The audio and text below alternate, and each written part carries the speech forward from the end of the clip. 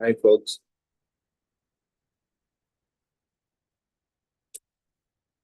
Hello.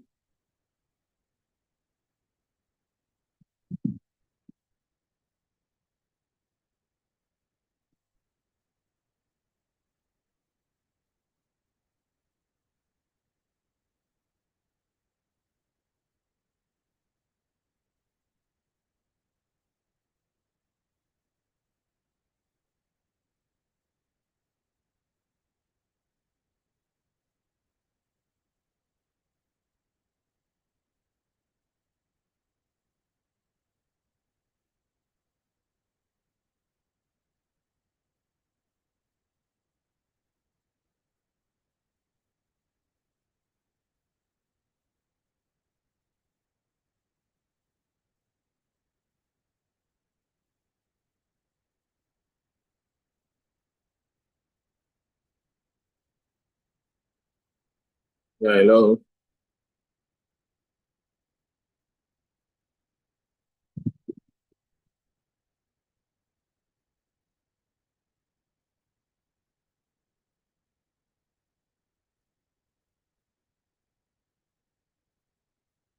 All right, folks.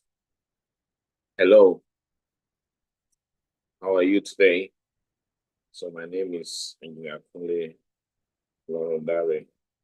I just want us to take a little delve into the WSIS Action Lines. A couple of folks have been asking me about the action lines and perhaps um, the explanation on the action lines.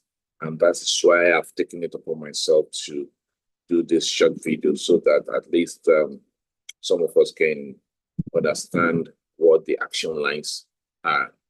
And of course, from the word, action lines simply means, for me, I will call them strategic initiatives, so to say.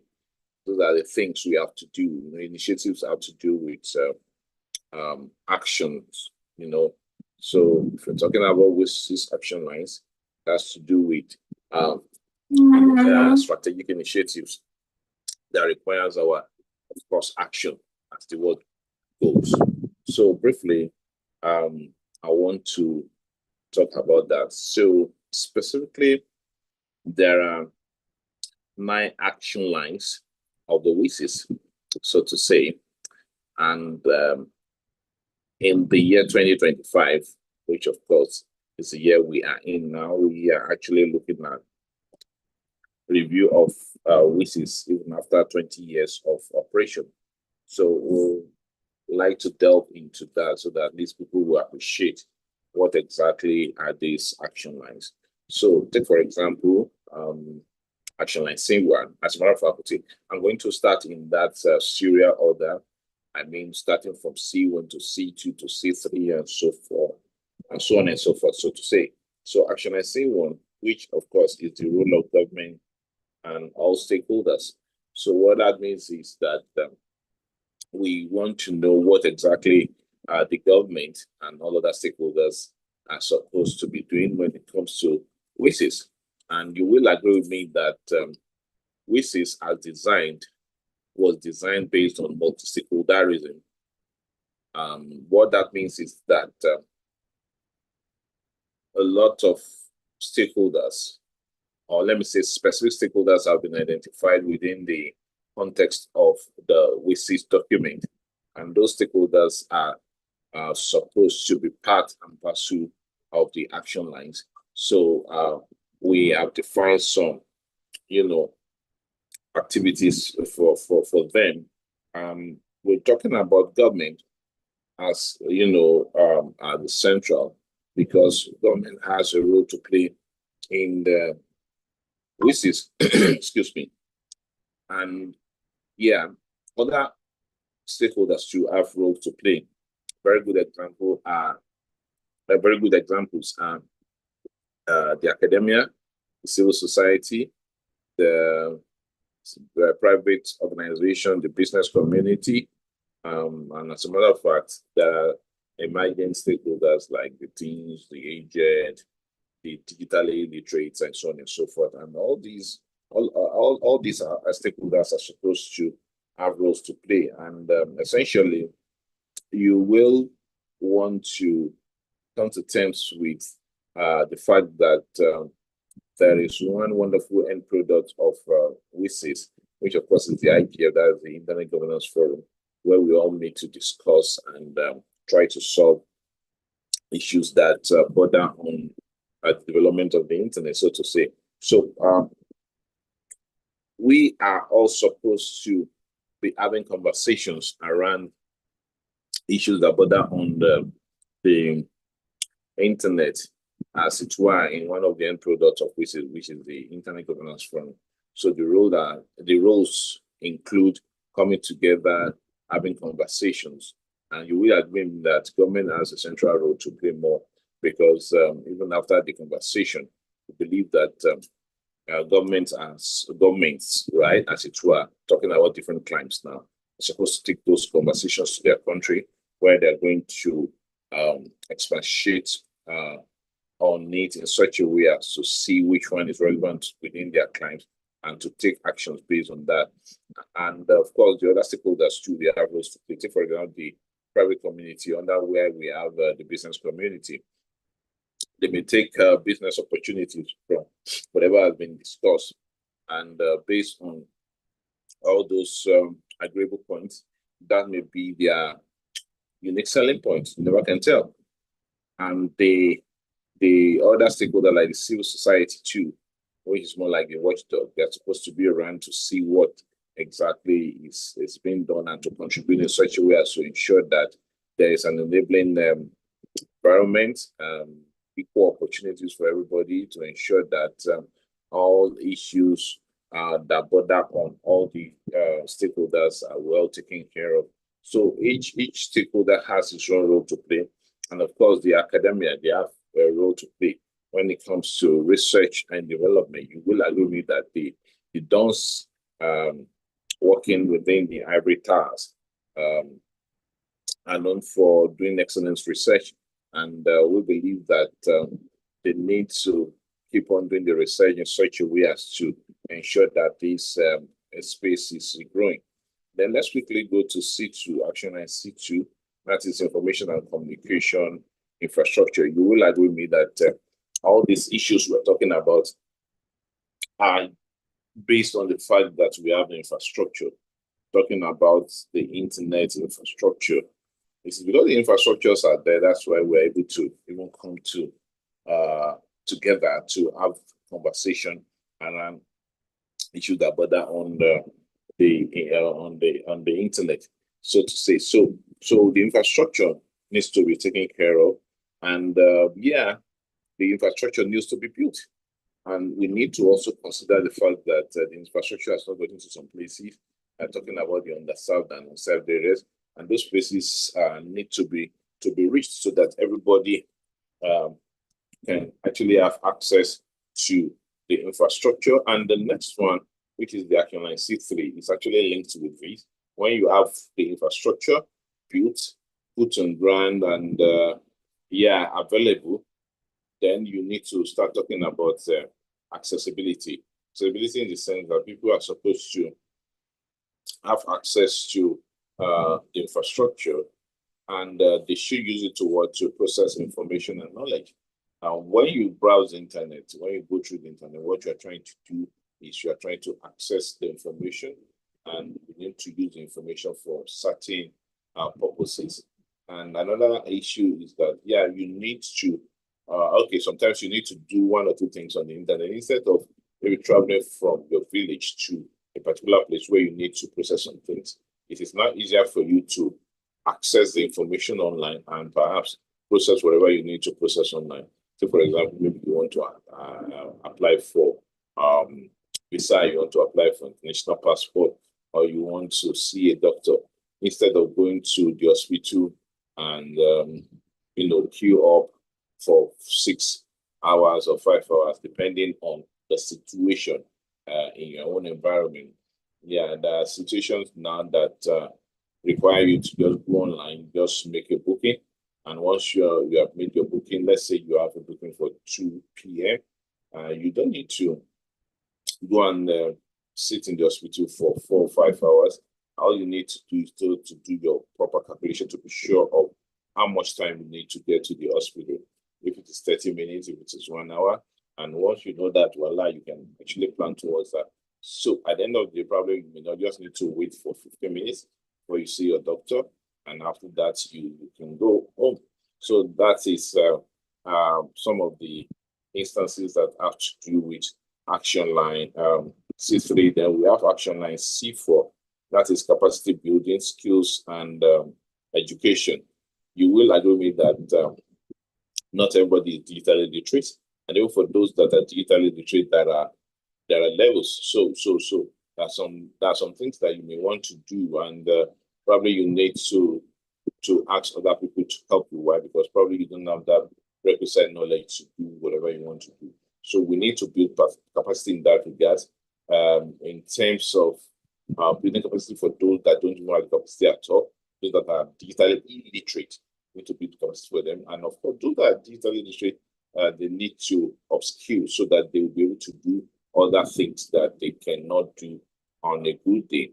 So that is that on that action line. Then the next one is building confidence and security in the use of ICT. This is very important because just like in our real world, the physical world, you talk about trusting somebody. It is somebody that you trust that you want to work with. If probably maybe somebody that you are trying to build a relationship with and disappointed you a couple of times. And let's say in terms of, let's give a practical example. Okay, you're supposed to meet somebody at a particular location, let's say by 12 noon, and both of you have agreed, but on getting to that place, you didn't meet the person and you call, and the person says something like, oh, he's not available, that probably maybe it's going to be another time. Then probably you sit to another scheduling, another appointment, and you can still meet that person. It will come to a point that you will start to think that it seems as if this person is not trustworthy, and probably you don't want to work with that person. So, and you don't have confidence in working with that person, or even in building a relationship with that person. So the same things are even in the digital world.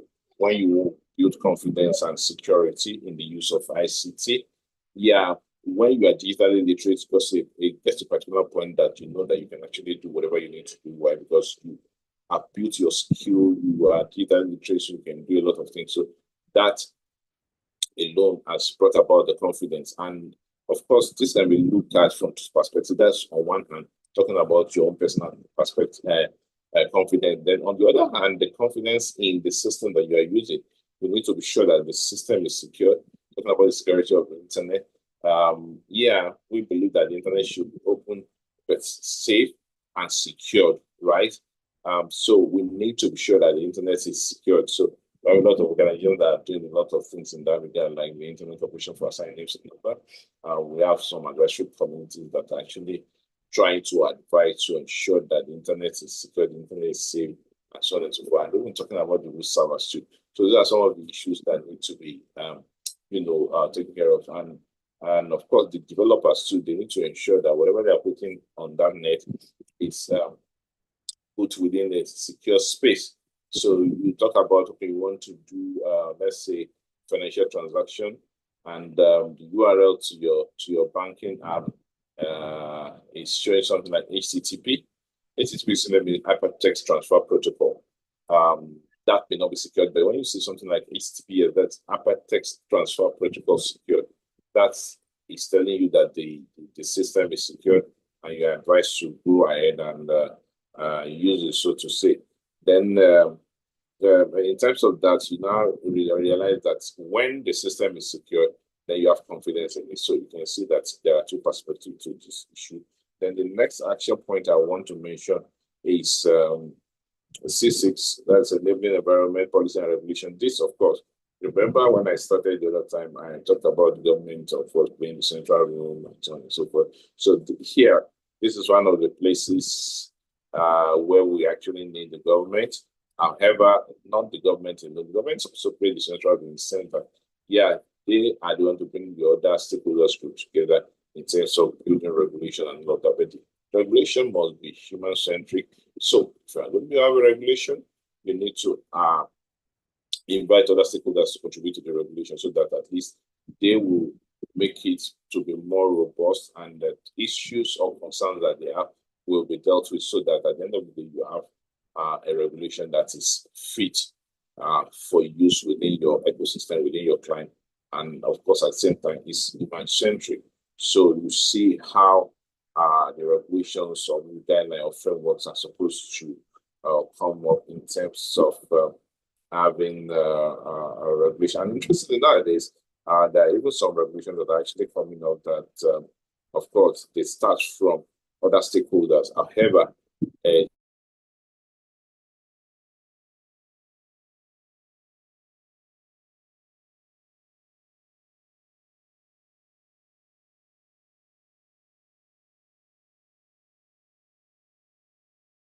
regulation framework is adopted within that climb, so to say. And another issue I want to mention is the issue on ICT applications, talking about e-government, e-health, e-learning, etc. That is Action Line C7. Action Line C7, nowadays we talk about digital public goods, digital public infrastructure, and so on and so forth. So you can see that all these are coming up because the age at which we are now, we are bound to do a lot of things online. We don't want to start wasting your time to travel to a place because you want to fill a form and do a lot of things.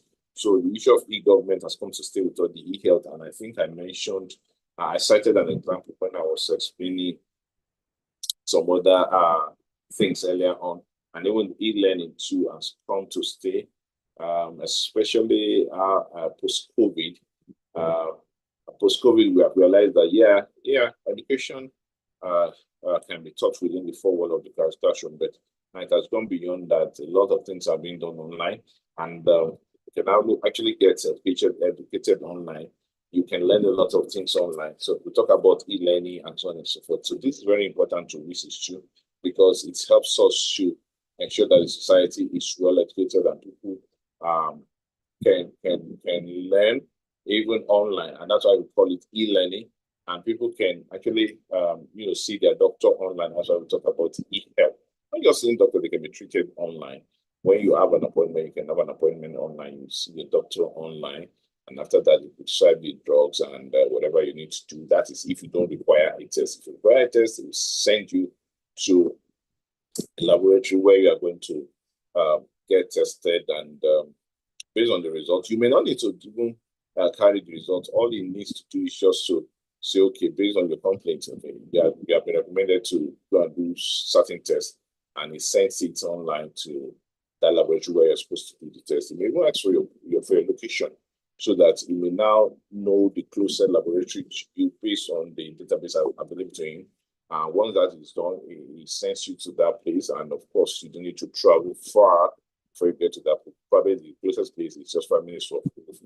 So you go there, you do your test. Once the test is done, online there, they send a result back to him. And of course, he reviews the result, looks at it, and tell you what to do. Probably you need to take drug or whatever you need to do. So these are the beauties, are some of the good things that are actually coming out of this WSIS action line. Then the next one is CA. CA talks about cultural diversity and identity, linguistic diversity, and local content. Yeah, you will see that in the current century we are now, which of course is regarded as a digital century, as the 21st century. A lot of things are happening. Excuse me.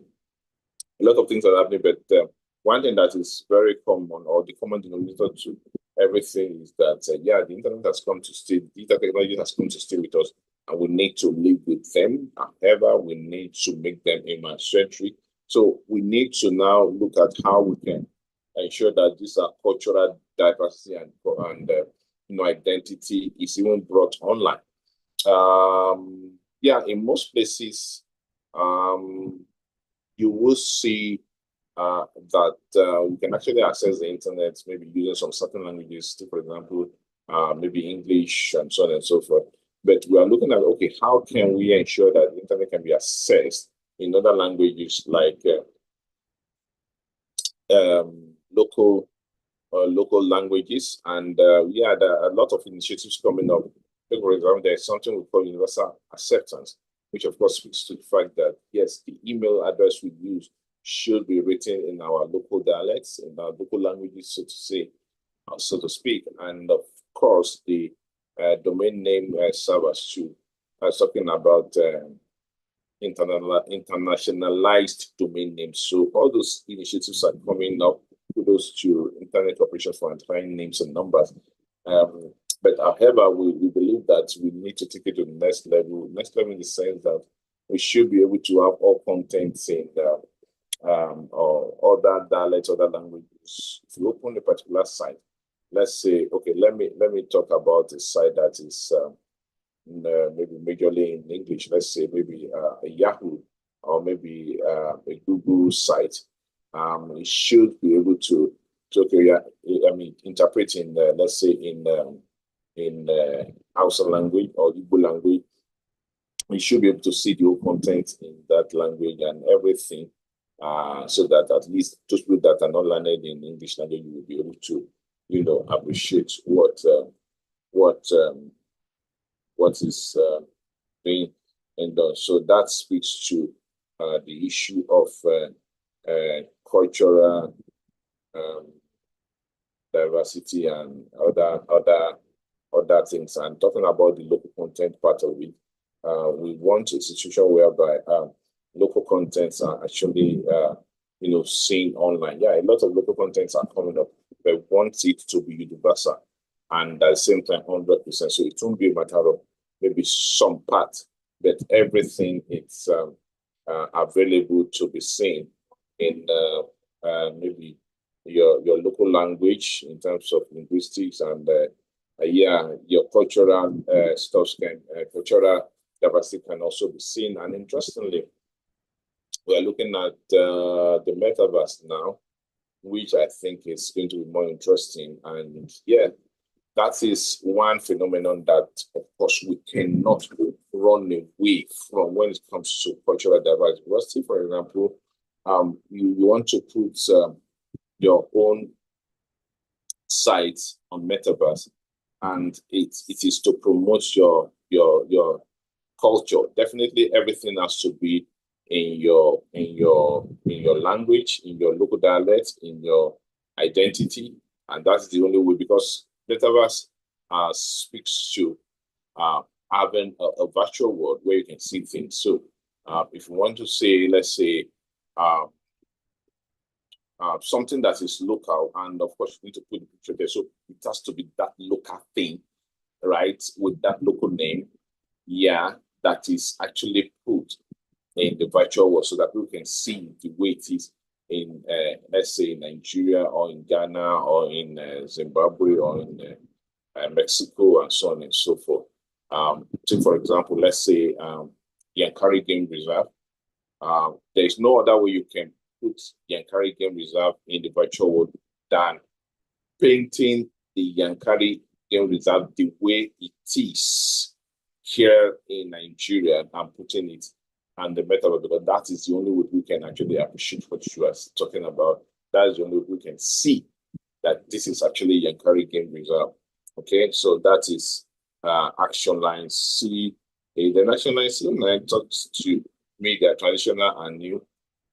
A lot of media are coming up now, and in that regards, we believe that this needs to be taken care of by the WSIS too, and that is why it has been made an action line, because traditionally we have media, and this needs to be taken care of. It shouldn't be the conventional.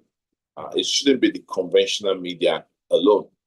Everything has to be there, including the emerging that is talking about the new media. So all those things are very important. Then the action line C10 is ethical dimension of the information society. So interestingly, now we have started talking about responsible use of the internet, because a lot of things are coming up now. We don't want to see all about who will be bullying people online. People will be harassing people online. So the issue of ethics have to come up. Ethical use, responsible use, we need to be able to define. But this is one big deal that everybody needs to come to terms with, because what I think is ethical may not be what you see as being ethical. And that is the more reason why we need to start talking about these ethical issues. And the only way we can have a good conversation is when everybody come together. Everybody comes together to discuss ethical issue based on stakeholders' perspective, and at the same time, based on cultural identity. I think that's going to go a long way to help us. And the last one, but not the least, international regional cooperation. This is very important because a tree does not make a forest. We need both regional and international cooperation. So everyone needs to come together. Nations need to come together. International bodies need to join this movement and this forum. Everybody needs to come together to discuss this issue so that at least we can have a conversation and take it to the next level. And which is 1020 plus, which of course is now what we are dealing with. I think WSIS has done us more good than harm, right? And as a matter of fact, if you ask me, I think it has done no harm. So I believe that we should continue with WSIS, and the offshoots like Internet Governance Forum should be sustained permanently, because that will go a long way to help us. But I think we can have conversations that's going to be healthy without it being, got in the way. So I think that's the right way to go. This is just a brief, and other things will definitely come up because I'm trying to push a lot of advocacy in terms of WSIS. Thank you for listening, and I hope you join me in other discussions too. And thank you, and bye for now.